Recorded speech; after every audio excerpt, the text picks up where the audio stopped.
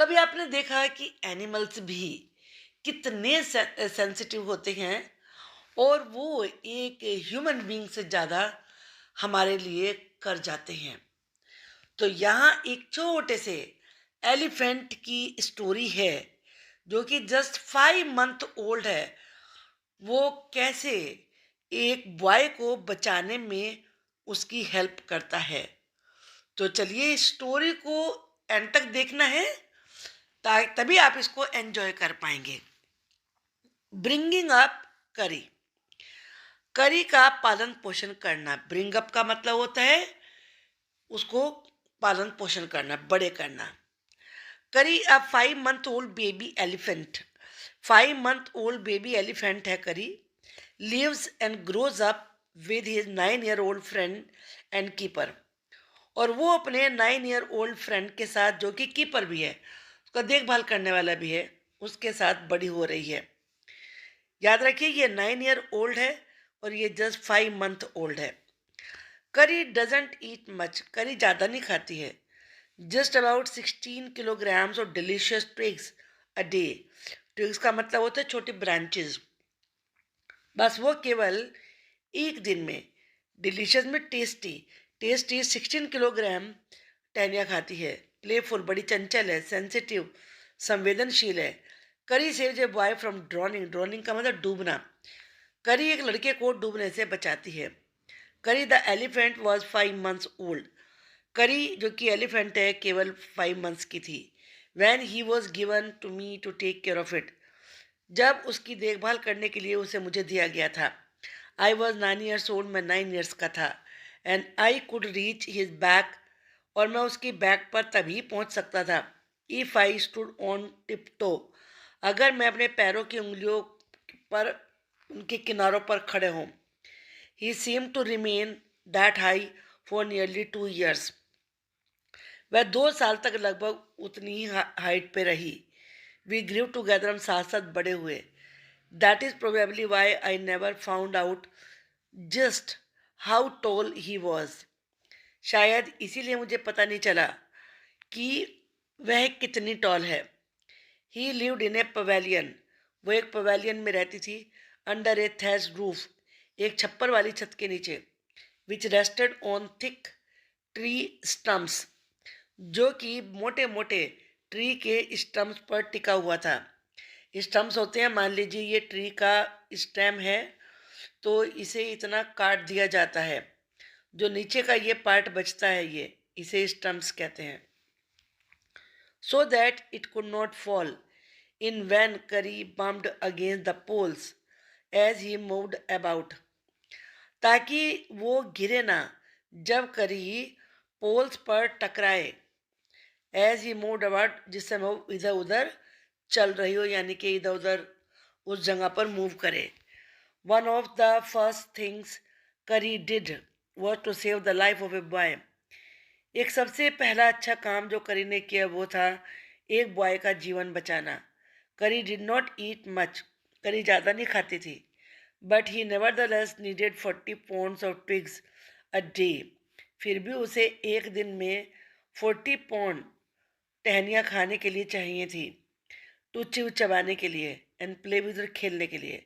Every day I used to take him to the river in the morning. मैं हर सुबह उसे morning में रिवर पे लेके जाता। फॉर हिज बात, उसे नहलाने के लिए। ही would lie down on the sand bank. वो रेत के किनारे पर लेट जाती while I rubbed him with the clean sand of the river for an hour. और मैं घंटे भर नदी के जो साफ सुथरा रेत होता था उससे उसको रगड़ता। After that he would lie in the water for a long time. इसके बाद वो बहुत लंबे समय के लिए पानी में लेट जाती। ऑन कमिंग आउट, बाहर आने के बाद, his skin would be shining like ebony. Ebony की लकड़ी होती है जो शाइन करती है, वो लकड़ी की, चमकदार लकड़ी की तरह से उसकी स्किन चमक रही होती थी। And he would squeal. Skill का मतलब जो हाथी की आवाज़ होती है जिसे ट्रम्पेट कहते हैं, तो वो उस आवाज़ में जोर से चीख निकालती विद प्लेजर, खुशी के मारे। As I rubbed water down his back. जिस समय मैं उसकी बैक से पानी गिर कर रगड़ता। Then I would take him by the ear. फिर मैं उसका कान पकड़ता, because that is the easiest way to lead an elephant. Elephant को रास्ता दिखाने का एक ही सबसे आसान तरीका है। And leave him on the edge of the jungle, और उसे जंगल के किनारे पे छोड़ के आ जाता। While I went into the forest, और मैं खुद जंगल में चला जाता to get some luscious twigs for his dinner, उसके लिए छोटी छोटी टहनियाँ जो टेस्टी थी लेने के लिए। One has to have a very sharp hatchet, hatchet कहते हैं कुल्हाड़ी को, to cut down these twigs, इन ट्विग्स को काटने के लिए एक तेज कुल्हाड़ी की जरूरत होती थी। Because if a twig is mutilated, mutilate का मतलब फटी हुई, अगर कोई टहनी फटी हुई हो, an elephant will not touch it, तो एलिफेंट उसे टच भी नहीं करेगा। It was not an easy job to get twigs, twigs लेना कोई आसान काम नहीं था। एंड सैपलिंग्स फॉर करी, करी के लिए सैपलिंग्स लेना, इनके जो छोटे छोटे पौधे होते हैं। I had to climb all kinds of trees, मुझे सभी प्रकार के पेड़ों पर चढ़ना पड़ता to get the most delicate and tender twigs, बहुत ही स्वादिष्ट नाजुक टहनियों को लेने के लिए। As he was very fond of the young branches of the banyan tree, क्योंकि उसे बैनियन ट्री की जो छोटी छोटी ब्रांचेज होती हैं उन वो उसे बहुत अच्छी लगती थी। Which grows like a cathedral of leaves, जो कि लिव्स के एक कैथेड्रल के रूप में उग जाती हैं, एंड ब्रांचेस और ब्रांचेस के। I was gathering some one spring day in March, एक बार मार्च के महीने में एक बसंत वाले दिन मैं वो इकट्ठी कर रहा था। When I suddenly heard Kari calling to me in the distance, तभी मैंने सुना कि दूर से करी के मुझे पुकारने की आवाज़ आ रही है। As he was still very young, चूँकि वह अभी भी बहुत छोटी थी, the call was more like that of a baby than an elephant, तो आवाज़ एलिफेंट के बजाय बेबी जैसी ज़्यादा थी। I thought somebody was hurting him, मैंने सोचा कोई उसे चोट पहुँचा रहा है। So I came down from my tree, मैं अपने ट्री से नीचे उतरा and run very fast to the edge of the forest, और फॉरेस्ट के किनारे पर तेजी से भाग के गया। Where I had left him, जहाँ मैंने उसे छोड़ा था। But he was not there, लेकिन वो वहाँ नहीं थी। आई लुकड ऑल ओवर, मैंने सब जगह देखा, but I could not find him, लेकिन मैं उसे नहीं ढूंढ सका।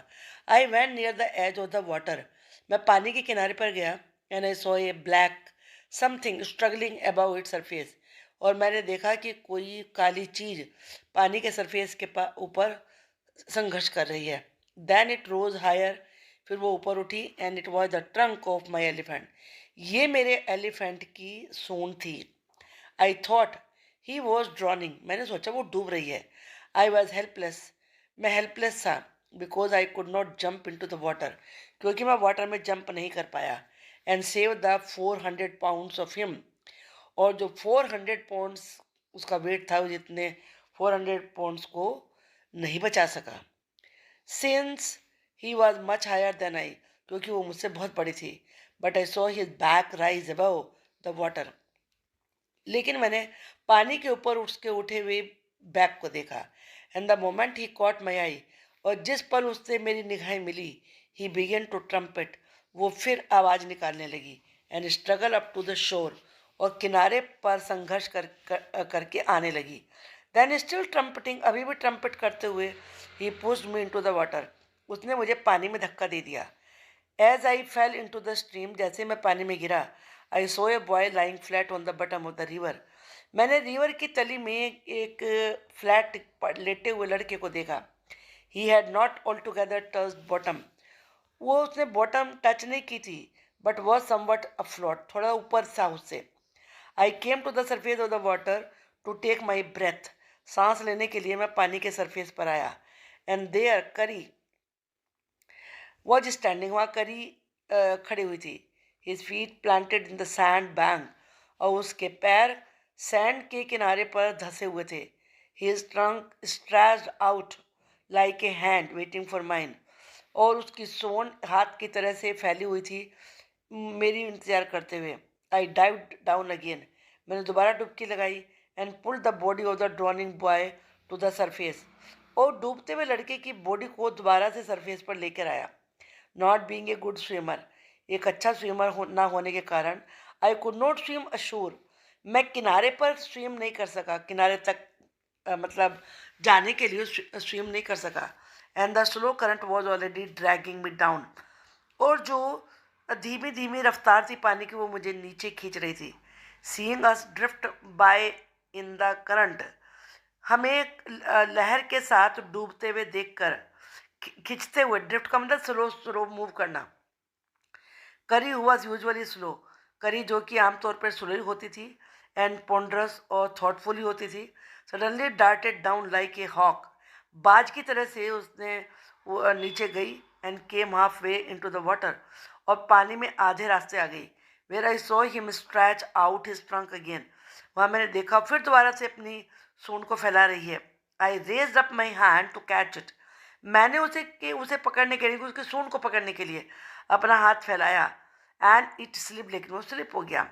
I found my self going under the water again, मैंने दोबारा देखा कि मैं पानी में फिर नीचे जा रहा हूँ। बट दिस टाइम, इस बार, आई फाउंड, मुझे पता चला that the water was not very deep, कि पानी ज़्यादा गहरा नहीं है।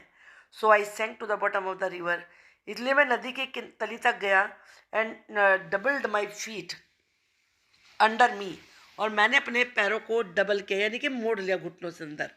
Then suddenly kick the water bed, और फिर रिवर बेड पे अचानक से किक किया and so shoot upwards like an arrow, और तीर की भांति ऊपर गया। In spite of the fact, इस बात के बावजूद, that I was holding the drowning boy with my hand, कि मैंने अपने हैंड से उस डूबते हुए बच्चे को पकड़ा हुआ है। As my body rose above the water, जैसे ही मेरी बॉडी पानी से बाहर निकली, I felt a lasso around my neck, lasso होता है ऐसी रोप जिसमें आगे फंदा बना हुआ हो ऐसे, मैंने एक फंदे वाली रस्सी को अपने नेक के चारों तरफ फील किया। दिस फ्राइटेंड मी, से मैं डर गया। I thought some water animal was going to swallow me, swallow का मतलब निकलना, मैंने सोचा कि कोई वाटर एनिमल मुझे निकलने वाला है। आई हर्ड करी स्क्वीलिंग, मैंने करी को स्क्वील करते हुए, चीखते हुए देखा। एंड आई न्यू, मैं जानता था, it was strung about my neck, कि मेरी गर्दन के चारों तरफ उसकी सूंड है।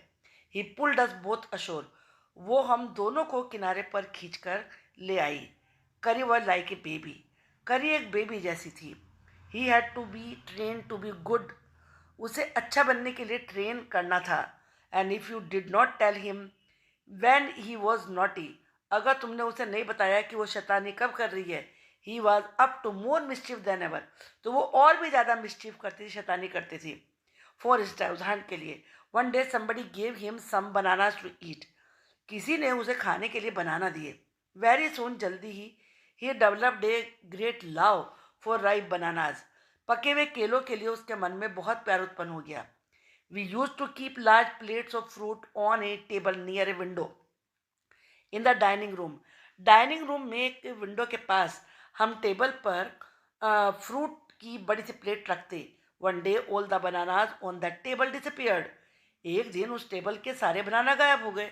And my family blame the servants for eating all the fruit in the house, और मेरी फैमिली ने नौकरों पर आरोप लगाया कि उन्होंने घर में जितने भी फ्रूट थे सब खा लिए। अ फ्यू डेज लेटर, कुछ दिनों के बाद, द फ्रूट डिसअपियर्ड अगेन, फल फिर दोबारा गायब हो गए।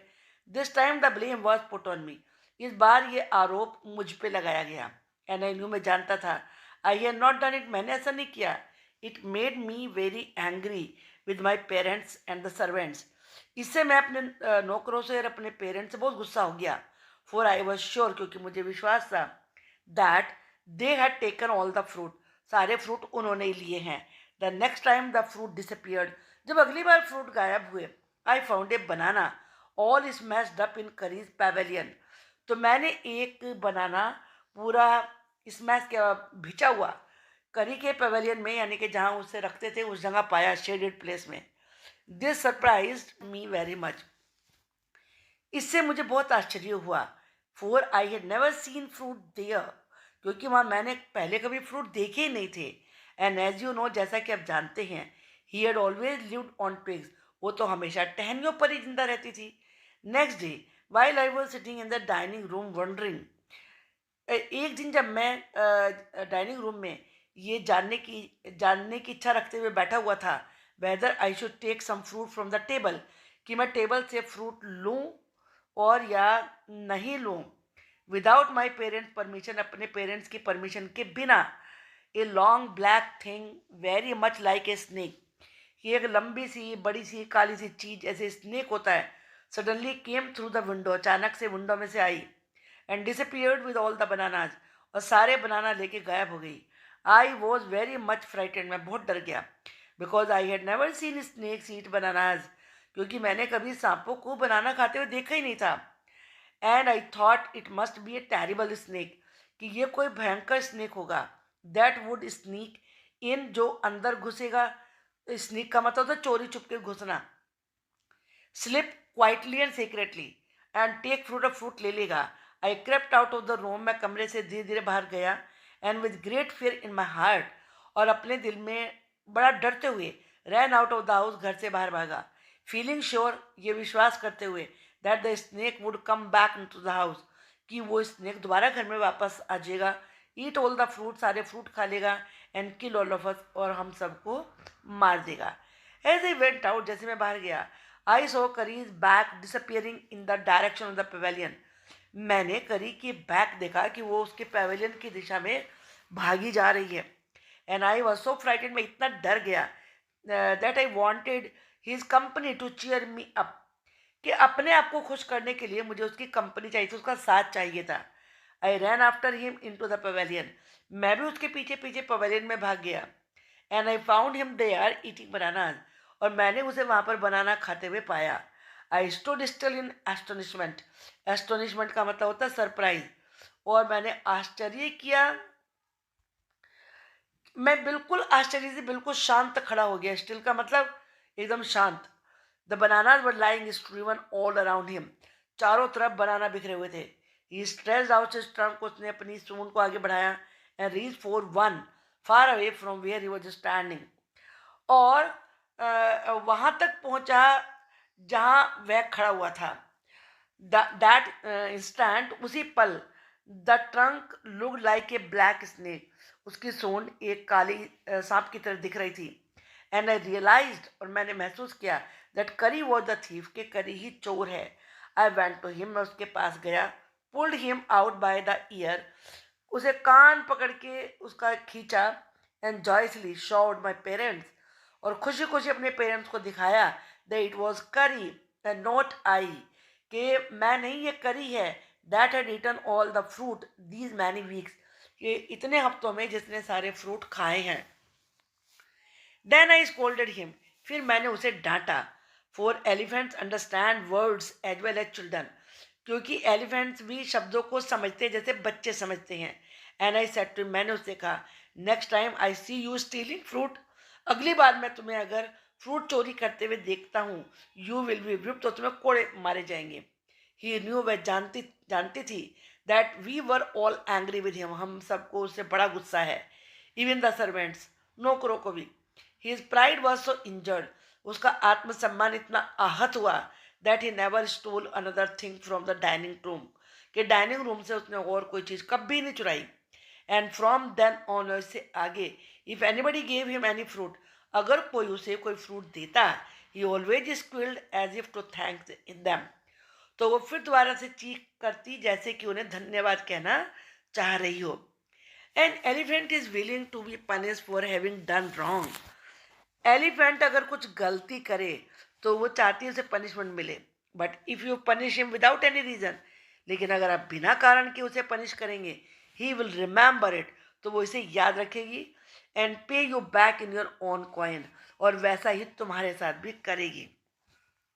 N elephant must be taught when to sit down, elephant को सिखाया जाना चाहिए कब बैठे, व्हेन टू वॉक कब चले, व्हेन टू गो फास्ट कब तेज तेज चले, व्हेन टू स्लो डाउन कब धीमे हो जाए।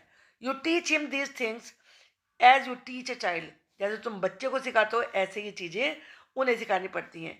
इफ़ यू से धट, अगर तुम धट बोलो, and pull him by the ear, और कान खींचो, he will gradually learn to sit down, तो धीरे धीरे उसे बैठना चाहिए। सिमिलरली ऐसे इफ़ यू से मली, पुल हिज ट्रंक फॉरवर्ड, और उसकी सूंड को आगे खींचो, ही विल ग्रेजुअली लर्न, तो वो सीख जाएगा, it is the signal to work, चलने का सिग्नल है। करी लर्न करी लर्न मल्ली आफ्टर 3 लेसन्स, करी ने मल्ली को तो 3 लेसन के बाद ही सीख लिया।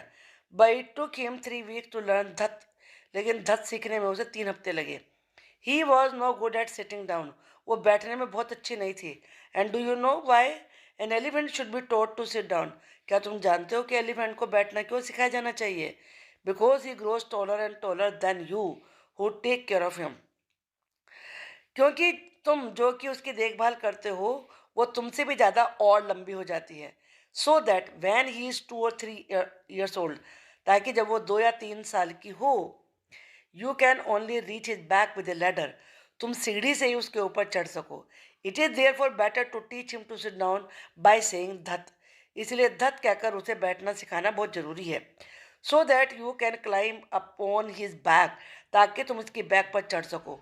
For who would you for who would want to carry a ladder around all the time? Otherwise तो हर समय सीढ़ी लेके कौन घूमेगा? The most difficult thing to teach an elephant is the master call, सबसे मुश्किल चीज एलिफेंट को सिखाना है master call. He generally takes 5 years to learn it properly, लगभग 5 साल लग जाते हैं इसको ठीक से सीखने के लिए। The master call is a strange hissing, master call एक अजीब सी हिश की ये आवाज़ होती है, हॉलिंग साउंड, गुर्राने सी की आवाज़। As if a snake and a tiger were fighting each other, जैसे कि स्नेक और टाइगर एक साथ लड़ रहे हों।